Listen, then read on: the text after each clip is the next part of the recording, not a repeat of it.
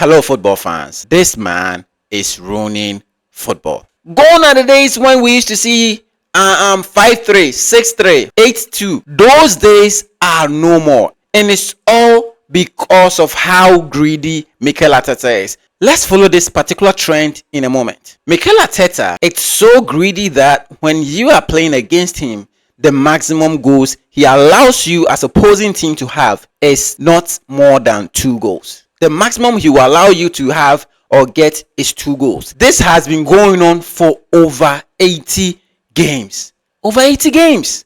This man has constantly made sure that you, the opponent or the opposing team, do not score more than 2 goals. The maximum you can get is 2.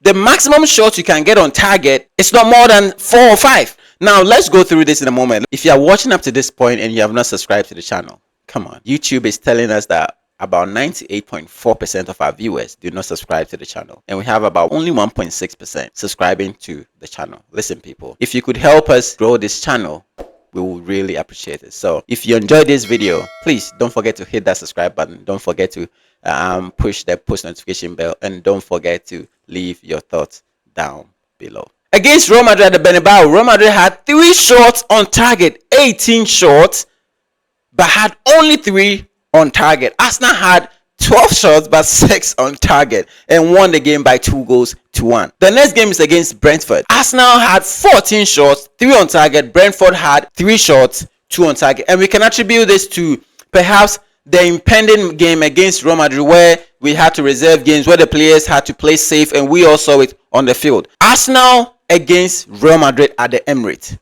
Arsenal had 11 shots on target. Real Madrid 3 shots on target, 0 goals. Against Everton, as in the game we played before, we played against Real Madrid at the Emirates. Arsenal had 5 shots on target. Everton 2. 90 minutes. Against Fulham, Arsenal had 4 shots on target. Fulham 3 shots on target. Now let's follow the numbers in a second. Against Chelsea had 2 shots on target after 90 minutes. Against this is the match that Arsenal played with, I think, 5 defenders. I think so. Gabriel, Kivior, Ben White, Sely, Zinchenko, Tierney. We played with 6 defenders in this game and still drew. That is 2-2, and yet PSV only had 5 shots on target. 5 shots. And out of the games that we've mentioned so far, it's only PSV who were able to score 2 goals. Against PSV scored 1, had 2 shots on target. Arsenal scored 7. Now against West Ham had 2 shots on target. Against Leicester had 2 shots on target. Against City, a whole Manchester City had 4 shots on target and considered 5 goals. Against Girona had 3 shots on target. Against Wolves had 4 shots on target. And in this game, I remember very well, Arsenal received a red card. Against Aston Villa scored 2-2 at the Emirates. Aston Villa had 4 shots on target. Against Tottenham had 2 shots on target. Listen, people, the way this man is playing, it will get to a point where if you're an opponent team or an opposing team, you will not want to play against Arsenal. And listen, we love it. We as Arsenal fans, we absolutely love this. And the way the team is set up is such that it's very difficult to break this team down. There are a lot of teams that when they play against Arsenal, they will tell you Arsenal are the toughest opponent or the toughest team they've played against. Not just because we have very good or talented players, but because of our style of play. The way we attack and the way we defend, the way we close up space and the way we put pressure on the opponent and win. That is our second boss. That is how good Arsenal is. Now, to all the Arsenal fans out there who are still complaining and saying Mikel Arteta out, are you okay? Are you okay? Who do you want to bring in? Do you see how Manchester United keep on switching manager? Do you think they had Arteta? They will be doing that. It's about time that Arsenal fans will look at the squad we have, the limitations of the squad, and what we can do. Today, we put 4 goals past Ipswich. Although we put 4 past Ipswich, and people will be saying, oh, it's Ipswich, whatever. Let me tell you something. At this very stage, when you meet teams that are going on relegation, that are heading to relegation, you cannot go easy on them, or else they will let you fumble. They will let you question yourself. The same way Ismail Sarr made Liverpool when they were going unbeaten about, I think, 2 or 3 seasons ago. Ruined that is Van Dijk's reputation.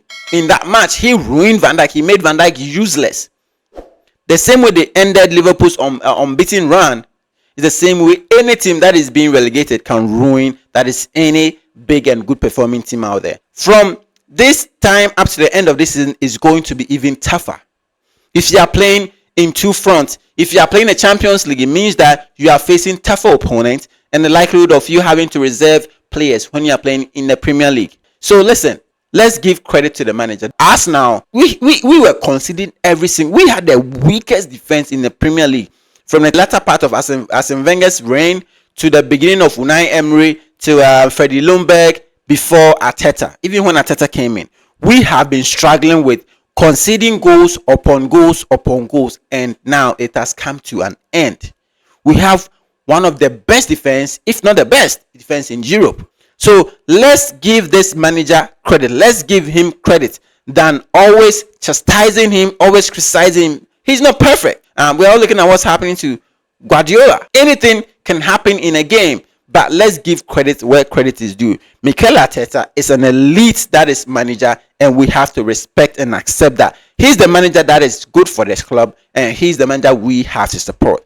We are going to play that is PSG next week. We don't need no Arsenal fan on podcast saying, oh, PSG's got Dembele, they've got Dio, we've also got top world-class players. If we're able to beat Real Madrid, we could go out there and do the same to PSG. We've beat them before. It's not the same PSG, but we can do it. If you are playing against Mikel Arteta, the worst thing you want to do is concede the first goal. Do you really think PSG are going to have a very good game as they had against Liverpool home and away? You are playing against Arsenal, the team with the best defense in Europe. Listen, against PSG, I have strong hopes that at the Emirates, without Partey, we will still able to batter them. I'm forecasting maybe 2-0. 2-0 Arsenal. I don't care about the attack they have. They are good in attack the same way they are weak in defense. Arsenal are good in defense. They are good in transitions. And I'm trusting Bukayo Saka and Martinelli to make sure they utilize the spaces that their fullbacks are going to leave behind. I know, is it Nuno Mendes and Hakimi? I know they are going to overlap. They will overlap a lot. But then if Martinelli and Bukayo Saka are having their A game, listen, their backline is always going to be exposed. Listen, people, against PSG, drop your thoughts in the comment section. How many goals you think we are going to score or concede against PSG? This is the Den of Soccer, and see you in our next video. We out. It's fantasy hero.